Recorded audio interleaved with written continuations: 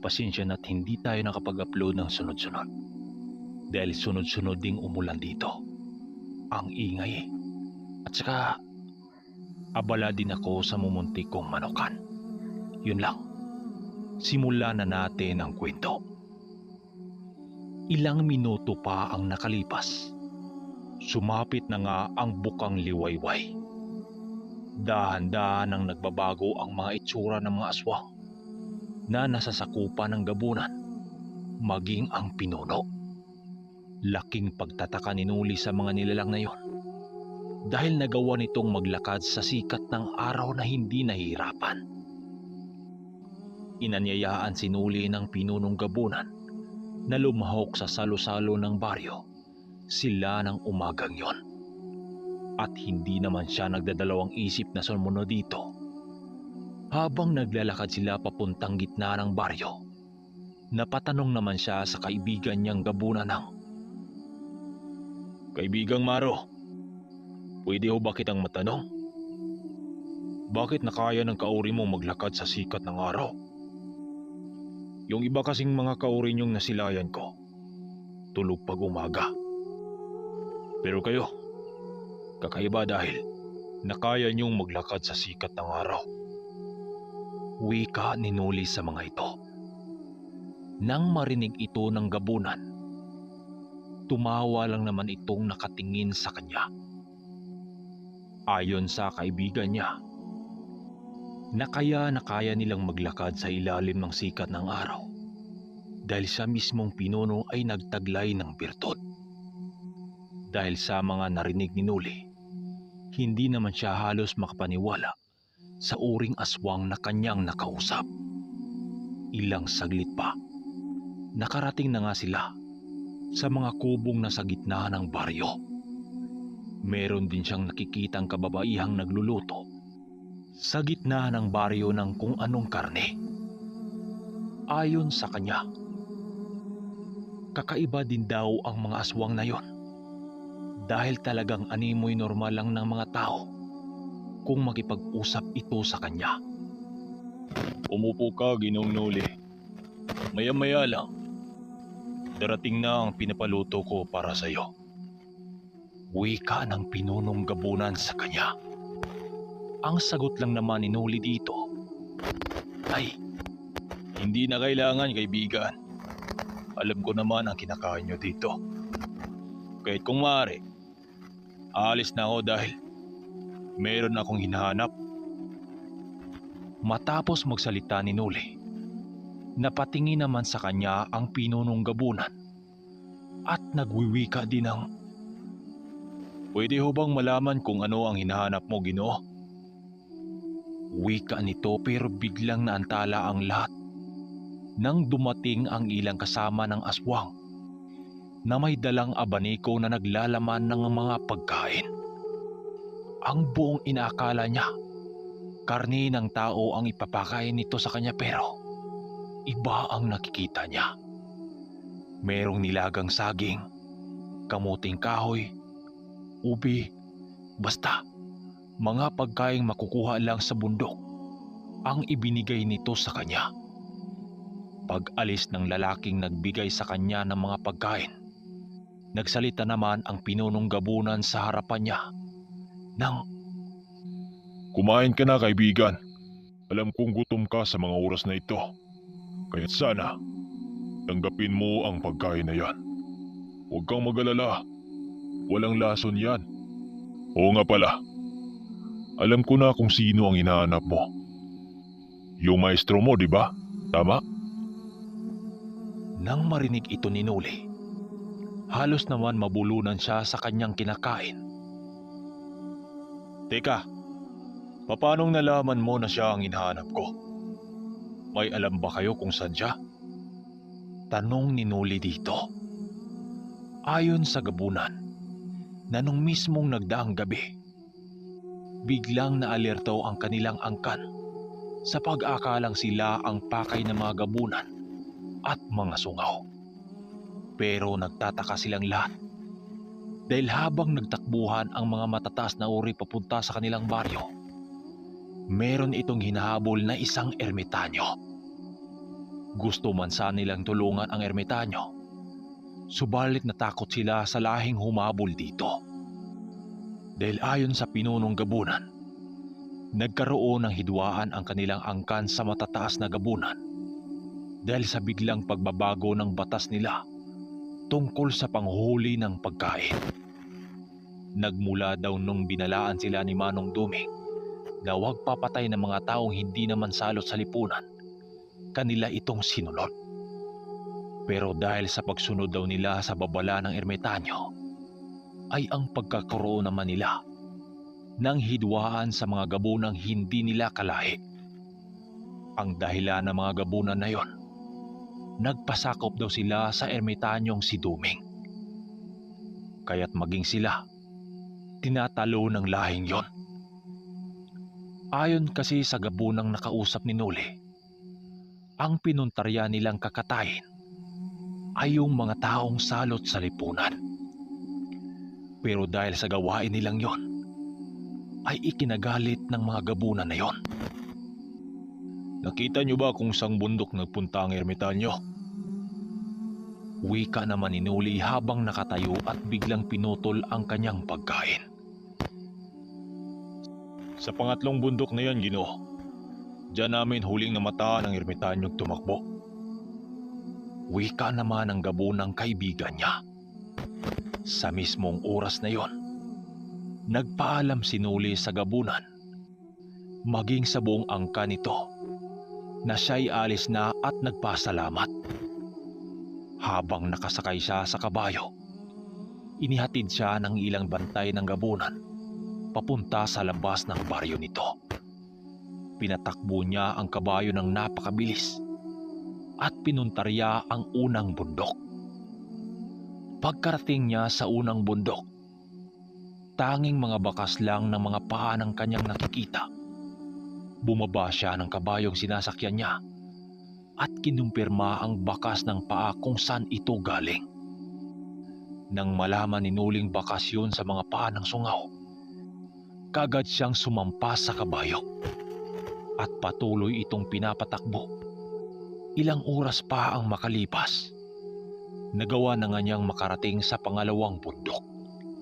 Hingal na hingal noon ang kanyang kabayong sinasakyan, kaya't pinili na muna niyang pagpahingahin ito sa ilalim ng punong kahoy at pinakain na rin ng mga damo. At habang nakahiga siya sa ilalim ng kahoy, bigla naman siyang napabalikwas nang mayroong taong magsalita hindi kalayuan sa kanya. Pagbangon niya, kagad siyang nag-uusal dahil ang taong nakikita niya ay isang manlalason. May dala-dala itong tuba habang nakangising nakatingin sa kanya. Saan ka ba galing? Bakit ba hingal na hingal ka? Sakto, tumagay ka muna. Wika nito sa kanya habang inabot ang basong naglalaman ng tuba. Wala ka na doon, kung saan man ako galing. Wika ni Noli dito, may halong panginginsulto. Kaya lang naman ganun ang inasal niya dito, dahil kitang-kita niya ang aura nitong napakasama at mamamatay tao. Tiningnan niya ang basong hawak nito at sinipat-sipat kung may lason ba itong nakalagay. Dahil sa uhaw at pagod niya, hindi na niya alintana na baka maaaring may lason doon na nakakubli. Pagtanggap niya ng lasong may lamang tuba, ngumisi lang naman ang lalaki. Pero pag inom niya sa basong may tuba, bigla niyang nabitawan ang baso. Dahil nakita niyang inundayan siya ng saksak ng malalason, gamit-gamit ang talibong. Mabutit na salag niya ang kamay nitong may siyang hawak ng talibong, kaya't kanya itong nahawakan at sinipa ang lalaki banda sa may dibdib. Tumilapon ang malalason at nang ginawa niya yon, biglang namula ang mga mata ng malalason at kaagad din siyang sinugod nito. Ang buong akala niya, manlalason lang yon pero isa palang aswang ang nakaharap niya. Magamat aswang ito, hindi na siya nagkarga ng mga usal para labanan ang manlalason. Bagkus hinarap niya itong walang kahit anong gamit sa katawan. Nilabanan niya ang aswang sa normal niyang lakas dahil hindi naman yun makagamit sa nalalaman nito dahil tanghaling tapat. Nagbuno silang dalawa sa makapal na damuhan. Habang pinagsasapak niya ang aswang, pinagkakalmot naman siya nito. Dahil may alam sinulip pagdating sa manumanong laban, kaya't madali niyang nadakip ang dalawa nitong mga kamay at hinawakan ang lalamunan nito. Sinong nag-utos sa'yo para ako'y patayin? Ha? Sagot. Kapag nagsalita ka, bubuhayin kita. Pero kapag hindi ka nagsalita, ihuhulog kita dito sa pampang na walang ulo. Wika dito ni Noli. Pakawalan mo ko. Magsasalita na ako. Membro ako sa pangkat ni Lakay na Gabunan. Mahawa ka. Pakawalan mo ko. Pagsusumamo ng aswang sa kanya, subalit bago niya binitawan ang aswang, pinakapitan niya ito ng sumpa na kapag babalik pa ito sa kampo ng mga Gabunan, paniniguradong masusunog ang buong katawan nito. Sige, pakawalan kita pero huwag ka nang babalik sa Gabunan mo. Dahil kapag nagkamali ka, hindi ka na makikita ng kamag-anak mo. Wika dito ni Noli. Nang mapakawalan na niya ang aswang, dali-dali naman yung tumakbo papalayo. Kaagad siyang sumampa sa kabayo at dali-daling pinatakbo ito. Pagdating niya sa pangatlong bundok, kaagad siyang humawak sa lupa para pakiramdaman ang buong paligid. Nagbabaka sakali kasi siyang baka nandun papunta ang matanda. Kaya't ginawa niya ang mga bagay na yun pero kahit anong ramdam niya sa presensya ng ermitanyo, wala talaga sa bundok na yon. Hanggang sa naabutan na siya ng takip silim pero kahit papano, natanaw pa rin niya ang ilang bundok doon. Pagdating niya sa pinakadulo ng pangatlong bundok na itinuro sa kanya ng Gabunan, meron siyang nakitang bundok na pamilyar sa kanya. Dahil ang pangatlong bundok pala na tinungo niya ay kadugtong pala sa bundok kung saan nakatira ang ermitanyo. Nasisilayan niya ang napakalaking baliti sa bundok na yon. At sa ilalim nito, nandun ang kubo ni Manong Duming. Kaya't kaagad niyang pinatakbo ang kabayo upang simulang lakbayin ang bundok papunta sa kabila ding bundok. Dumaan pa ang kabayo niyang sinasakyan sa malaking sapa bago pa masimulang akyatin ang bundok. Dahil sanay ang kabayo niyang maglalakad sa dilim, kaya't kahit papano, hindi siya nahirapang palakarin ito. Ginamitan na rin niya ng salamangka ang mga pananaw ng kabayo upang hindi ito makasilay ng mga nilalang. Delikado kasi ang mga kabayo kung makasilay ng mga nilalang na hindi pamilyar sa kanila dahil magtatatalon-talon ito at tumakbo ng walang direksyon. Maaari din yung mahulog sa pampang, maging ang nakasakay dito. At habang naglalakad ang kabayo sa kakahuyang sakop sa lugar ni Manong Duming, lahat ng mga nilalang doon na kanyang nadaraanan, nagsisitabihan yun na para bang kilala siya ng mga ito. Nang malapit na siya sa kubo ni Manong Duming, nasisilayan na naman niya ang napakalaking baliti na puno ng mga alitap-tap sa katawan nito. Malakas ang pakiramdam niyang naroroon ang matanda sa kubo, kaya't nagmamadali na siyang lumapit sa kubo na yon. Hindi pa man siya tuluyang nakalapit sa kubo nito, napangisi naman siya nang makita niya si Manong Duming na nakaupo sa kubo nitong walang dingding, na nakatingin ito sa kanya habang nananabako, na para bang alam nito ang pagdating niya. Alam kong parating ka, iho. Kaya't inabangan na kita sa pagdating mo. Wika nito sa kanya kahit hindi pa siya nakababa ng kabayo. Pagbaba niya ng kabayo, lumapit naman siya dito at doon niya nakita ang kalagayan nito. May ilan itong kalmot sa braso, subalit hindi naman yun malalim. Manong, bakit dito mo naisipang tumungo? Ang layo-layo ng lugar na ito. Wika ni Nulis sa ermitanyo. Subalit hindi ito sumagot at patuloy pa rin itong humigop ng tabako nito. Maya-maya pa, tumayo ito at tumungo sa dulong bahagi ng kubo at may kinuha kung ano. Pagbalik nito sa kanya, may inilapag naman ito sa harapan niya na mga pagkaing nakukuha sa bundok. Oh, ito kumain ka na muna. Alam kong gutom ka na. Mamaya na yung kwentuhan. Wika nito sa kanya. Kaya tumitig na lang itong sinuli sa pagkain at kumuha ng ilang mais na nilaga.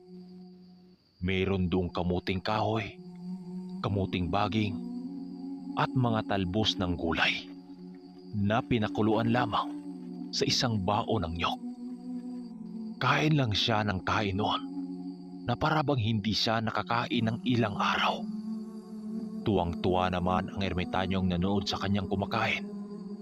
At di kalaunan, naubos din niya ang pagkaing inihanda nito sa kanya. Lah, pasensya ka na, Manong. Di kita natirhan. Sus naman, nakakain ka na ba? Wika naman ni Nuli kay Manong Duming. Huwag kang mag-alala, iyo. Kumain na ako. At isa pa, marami pang natira dyan. Sagot naman ni Manong Duming. Ilang saglit pa, pumunta ito sa likod ng balete na para bang may kinuha ito. Kaya't bumaba na rin siya ng kubo para tingnan ang napakalaking balete kung saan nakatira ang alaga ni Manong Duming. Habang tumatagal, Manong, lalong lumaki itong kahoy na to. Wika naman niya habang nakatingala sa taas. Ilang taon ka na bang hindi nakapunta rito? Akala mo lang yan. Pero ang totoo, ganyan lang talaga yan kalaki. Halika na dito, para naman simulan na natin tong tagay. Pang-ayaya naman ito habang nakaupo sa sahig ng kubo. Nasa harapan nito ang kawayan na may lamang tuba at basong gawa sa katawan ng kawayan. At doon pa sinagot ni Manong Duming ang lahat ng mga katanungan niya. Kaya mas pinili kong dito pumunta upang iligaw ang mga demonyong yon. Mahirap na kasi kapag malaman ng mga yon na nandun lang din sa baryong yon tayo nakatira. Baka kagaya nung una, mamimirwisyo na naman sila sa mga alagang hayop doon sa baryo nyo. Teka, paanong nagawa mo kong masundan? Sino ang nagtuturo sa'yo na dito mo ko matagpuan? Wika naman ni Manong Duming. Inilahad ni Nuli ang lahat ng mga nangyayari, pati na ang pagpasok niya sa angka ng mga aswang. Nang marinig ni Manong Duming ang lahat na detalyeng ibinigay niya, nagwiwika naman ito ng, Huwag kang papakampante sa mga nilalang na yan, iyo. Hindi porke tinulungan tayo ng angka na yon nung nagdaang digmaan, ay kaibigan mo na sila. Tandaan mo, napapanig pa rin sila sa kaliwa, kaya't maaring traidorin ka pa rin nila. Pero huwag kang mag-alala. Ako mismo ang gumagawa ng paraan para mabasa ang mga isipan ng mga yan. Wika naman ni Manong Duming. Isinilaysay din niya sa matanda ang tungkol sa babala nito doon sa gabunan na huwag papatay ng mga mabait na tao. Nang malaman ni Manong Duming ang tungkol sa mga bagay na yon, ayon dito, malaking tsansa na tunay ang pakikitungo ng mga gabunan na makipag-isa sa kanila. lalo na't kinalaban sila ng kauri nilang aswang. Pero Manong, saan nagpunta ang 15 nilalang? Yung humahabol sa'yo? Hindi ka ba nasundan dito? Wika naman niya kay Manong Duming. O alam nilang dito ako nagtatago. Pero wala silang kakayahang pumasok dito dahil sa mga panguntrang nakalatag sa buong paligid ng gubat na ito. Pero ang problema natin na kapag malaman ng mga yun kung saan tayo naglalagi, baka yun yung mga alaga mong manok naman ang pagdidiskartihan nun. Kaya bukas na bukas, hanapin natin ang pangkat ni Carpio sa tuktok ng bundok. Kailangan nating mahanap ang grupo nila upang makaya nating labanan ang grupo ng mga sungaw. Kapag magkataong bumalik na ang grupo na yun sa tanhay, wala na tayong magagawa kundi harapin ang mga pagsubok na tayo lang dalawa. Wika naman ni Manong Duming sa kanya. Sa ilang oras nilang pag-iinuman, doon na inilabas ni Manong Duming ang mga gamit na minsan na hindi pa nasilayan ni Nuli. Lalong-lalo na ang 3 batong mutya na hugis 3 ngipin ng kidlat. Ipinaliwanag sa kanya ng ermitanyo ang gamit ng mga mutya na yon. Ayon dito, kapag suot-suot mo ang ngipin na yon, magkakaroon ka ng kilos na animoy kasing bilis ng kidlat. Hindi lang yan, kaya mo ring maglalaho sa harapan ng mga kalaban kung ito'y nanaisin mo. Ang ikinagulat pa dito ni Nuli, napakarami palang mutyang nasa ilalim sa pangangalaga ni Manong Duming. Nandun din ang mutya ng buhawi na kapag nanaisin mong gumawa ng dilobyo ng mga oras na yon, kayang-kaya mo yung malikha.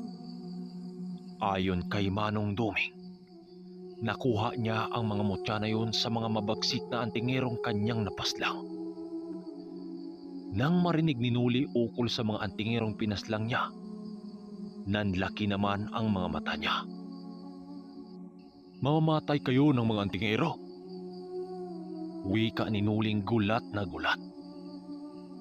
Nang marinig ng ermitanyo ang mga sinabi niya, uminom na muna ito ng tuba at saka sumagot pa lamang. O tama ka nang narinig iyo. Nakapatay ako ng mga antingero noon na may kapangyarihan sa kadiliman. Kaya ko lang naman naisipang kunin ang mga mutya na ito dahil sa pamimirisyo ng mga antingero na yun sa mga tao. Isang antingero ang may-ari nito na napapanig sa kaliwa.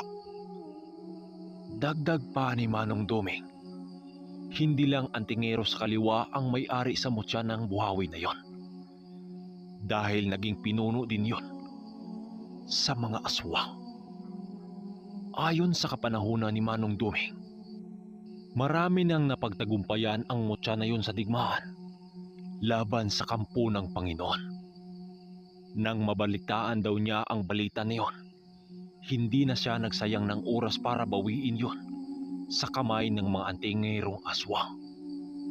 Dahil maraming antingero sa kanan ang nalalagas, nang marinig ni Nuli ang mga kwento sa kanya ng ermitanyo, labis naman ang pagkamangha niya dito. Ilang sandali pa, napatanong naman siya kay Manong Duming kung saan nila hanapin ang pangkat ni Carpio.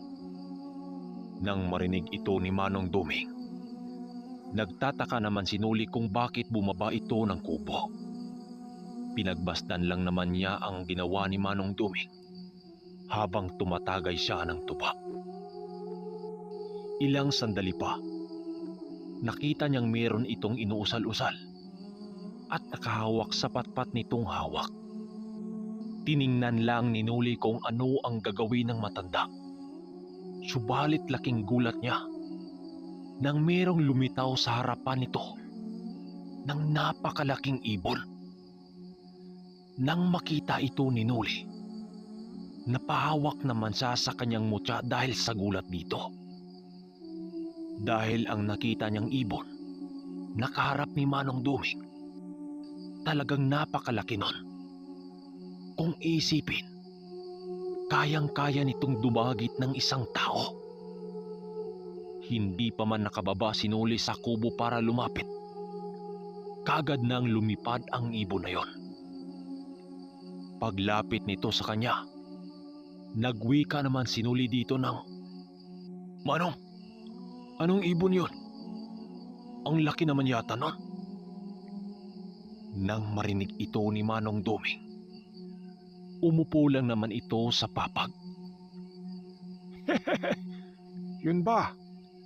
Yun ang magbibigay sa atin ng impormasyon kung saan ang pangkat nila Carpio. Mamaya andito na yun.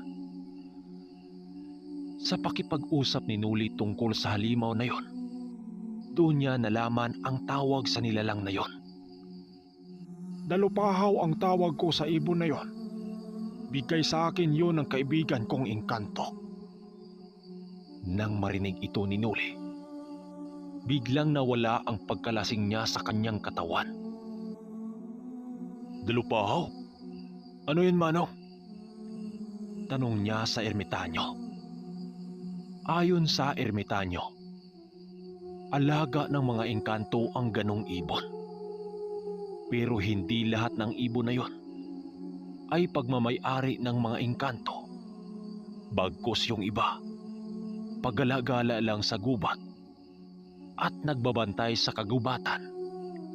Hindi rin daw basta-basta ang ibon na yon. Dahil kapag dumating sa puntong mayroong taong umabuso sa mga punong gubat, hindi ito magdadalawang isip na pumatay ng tao. Sa ilang oras pa nilang pag-iinuman, hindi na namalayan nilang dalawa ang mga oras na lumipas. Nang makaramdam na silang dalawa ng antok, pariha din sila ng nakatulog sa papag ng kubo kahit wala itong dingding. Kinabukasan, maaga pa silang naghahanda ukol sa paglalakbay nilang dalawa.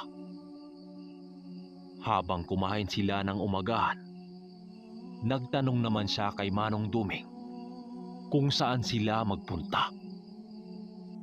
Sinabi naman sa kanya na alam na nito kung saan sila magtungo dahil kagabi pa lamang nakauwi na ang inutusan niyang ibon. Pagkatapos nilang kumain, naglalakbay na nga ang kabayong sinasakyan nila. Tag-isa sila ng kabayong dala para mas mapadali ang paglalakbay nila. Nauna noon ang kabayo ng ermitanyo at siya naman ang nakasunod dito. Halos inabot sila ng 3 oras noon para lamang mapuntahan ang grupong hinahanap nila. "Manong, mukhang ang layo naman yata ng nilakbay natin. Di pa ba tayo nakarating?"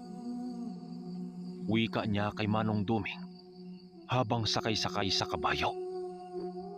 Malapit na tayo, iyo. Malapit na natin silang makita. Sumunod ka lang sa akin. Nang marinig ito ni Noli, wala naman siyang nagawa kundi sumunod dito. Ilang sandali lang, nakarating sila sa isang barangay na para bang may fiesta. Laking gulat ni Noli noon nang makarating ang ermitanyo sa isang sabungan. "Manong, dito ba natin sila hahanapin? Naku, niluloko mo yata ako eh." Tugon niya dito. Nang marinig siya ng matanda, sumagot lang naman ito ng, Andi dito na tayo kung saan natin hanapin ang pangkat ni Carpio. Ayon sa inutusan ko, dito natin sila matatagpuan sa araw na ito. Na, bumaba ka na dyan.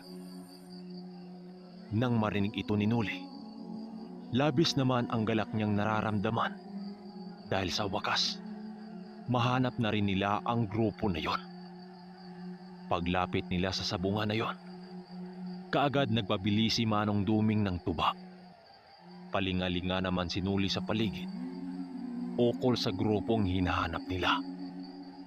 Sa paglipas ng oras ng kanilang inuman at pagkikwentuhan, Nagpasya noon silang dalawa na tumungo sa ruwida. Pagkarating nilang dalawa sa ruwidang merong naglalaban, napangiti naman siya. Nang masipat niya ang antingerong si Danilo na may hawak-hawak na manok sa loob. Ang kasama naman nitong matanda na si Carpio habang nasa labas at nananabako. Kasama din ito ang tatlong lalaki na medyo may kalakihan din ang katawan na hindi pa nakilala ni Noli. Kung hindi nyo na itatanong, napadpad silang dalawa sa lugar ng Murcia. Dahil yun ang impormasyon na dala sa ibong inutusan ni Ermitanyo. Sa labas na ito sa bayan ng Bacolod, papuntang Don Salvador. Habang pinagmasdan ni Noli ang antingerong si Danilo, napangisi naman siya sa dala-dala nitong manok na panlaban. Sa paglalarawan ni Noli sa manok, animoy tuyong dahon ang mga balahibo nito. Subalit ang nagdala ng lakas at swerte dito ay ang mutya nitong hindi pa niya nababasa kung anong uri ito. Dagdag pa ng puwersa ng tanga ng matandang si Carpio ay hindi rin basta-basta. Dahil kaya nitong hulaan ang takbo ng sugal sa mga manok. Pero biglang naikumpara ni Noli ang sarili niya sa estilo nito sa pagbitaw ng manok. Dahil ang pamamaraan nito, kahit mauna o mahuli sa pagbibitaw ng manok, wala itong pinipili. Paglabas ng nagangalang Danilo sa ruwida, dala-dala nito ang manok nitong inilaban. Ang isang kasama naman nitong lalaki ang kumuha sa bihag na medyo may kalakihan ang katawan. Wala rin palang pinagkaiba ang hilig ng taong to sa Noli. Tara, malapitan na nga natin. Wika naman ni Manong Duming sa kanya. Habang naglalakad ang ermitanyo papunta sa pangkat nila Danilo, nakasunod lang naman dito si Noli. Nang makalapit na sila dito, habang nag-inuman ang pangkat na yon, napatitig naman ang matandang si Carpio kay Manong Duming habang nagsasalita ng, Duming, ikaw ba yan? wika ng matanda habang nakatitig pa rin kay Manong Duming. Ang apat naman itong mga kasama, nakatitig din kay Manong Duming. Dahil nakatago si Noli sa likod ni Manong Duming, hindi siya kaagad nakita ni Danilo. Ako nga, Carpio. Kamusta ka na at ng pangkat mo? Sagot naman dito ni Manong Duming. Ang sagot naman ng matanda na si Carpio, okay lang naman sila at patuloy pa rin naglilibot para lamang samahan ang apat na kasama nitong mga sabongero. Maniwala kayo o sa hindi, biglang umakap ang matandang si Carpio kay Manong Duming. Ayon dito, ilang dekada daw nang magkaroon sila ng tampuhan nitong si Carpio. Dahil lamang sa pagpasok ni Carpio sa aral ng kaliwa, ang buong akala naman ni Manong Duming, tuluyan ng umanib sa demonyo ang kaibigan niya. Kaya't sa paglipas ng panahon, unti-unti niya itong nilayuan sa takot na baka hindi na ito kumilala ng kamag-aral dati. Kabaliktaran naman ang nangyari kay Manong Carpio dahil lamang sa gusto niyang mataglay ang aral sa kaliwa at kanan, nawalan siya ng kaibigan. Habang si Noli naman, lumabas na siya sa likuran ni Manong Duming. Nang masipat siya ng disipulo ni Tandang Carpio, nakasama pala siya. Napangisi naman yon at tumayong lumakad parating sa kanya habang may bitbit na tuba. Kaibigan, magkasama pala kayo ng maestro mo. Maligaya sa muling pagkita natin. Wika naman ni Danilo sa kanya. Ipinakilala sa taong si Danilo ang tatlo nitong kasama sa nagngangalang Lando, Buning at Lidio doon kay Noli. Hindi naman nahirapang sinuling kunin ang mga kiliti nito sa katawan dahil halos magkapareha sila ng pag-uugali. Habang nag-uusap sila patungkol sa mga manok, masayang masaya naman silang lahat habang umiinom ng tuba. Si Manong Duming noon at ng kaibigan niyang si Carpio, panay naman ang pag-usap nila patungkol sa kanilang mga nakaraang misyon na dumaan. Dahil nagkataong nanalo ang isang manok nila Danilo, kaya't mayroon silang pulutan habang nag-iinuman. Wala pang binanggit ang ermitanyo patungkol sa pakay nila dito dahil gusto niyang sulitin muna ang araw na yon habang hindi pa sumapit ang gabi. Hanggang sa magdesisyon na ang kaibigan ni Nuling si Danilo na ilaban na nila ang pangalawa nilang pambato dahil mag-alas 12 na yon ng tanghali. Sinuli noon, tanging pagmamasid lang ang nagawa niya sa gagawing paghahanda ni Danilo. Nang paalis na si Danilo kasama ang tatlo nitong kaibigan para humanap ng makatapat sa manok, nilingon nito si Danilo at nagwiwika ng, "Kaibigan, sama ka na sa amin. Maghahanap lang tayo ng makatapat sa manok naming itatapat." Nang marinig ni Nuli ang sinabi nito, ngumiti lang naman siya at tumayo habang nagwiwika ng, "Oo ba, sige, sasama ako para naman makita ko kung gaano kaganda yung mga manok dito." Habang naglalakad silang lima, tinanong siya sa kaibigan ni Danilo sa nagngangalang Lando ng, "Kaibigan, pwede ho bang magtanong? Bakit napadpad kayo rito na walang dalang panabo? Isa kang breeder ng manok sa Bacolod, di ba?" Tanong nito sa kanya. Nang marinig ni Nuli ang sinabi nito, halos wala naman siyang maisasagot dito. Sumunod lang ako kay Manong Duming dahil may pakay raw siya kay Mang Carpio." Sagot naman niya. Subalit sumabat si Danilo dito ng, "Uy, huwag kang makakaibigan-kaibigan dyan. Di mo ba yan kilala? Kilalang bunggaita na mananari yan sa lugar nila. Ako nga, nagawa niyang mapatumba. Partida, ginamitan pa yun ng salamangka ni Mang Carpio. Pero di pa rin umubra sa taglay ng taong to." Wika naman ng taong si Danilo.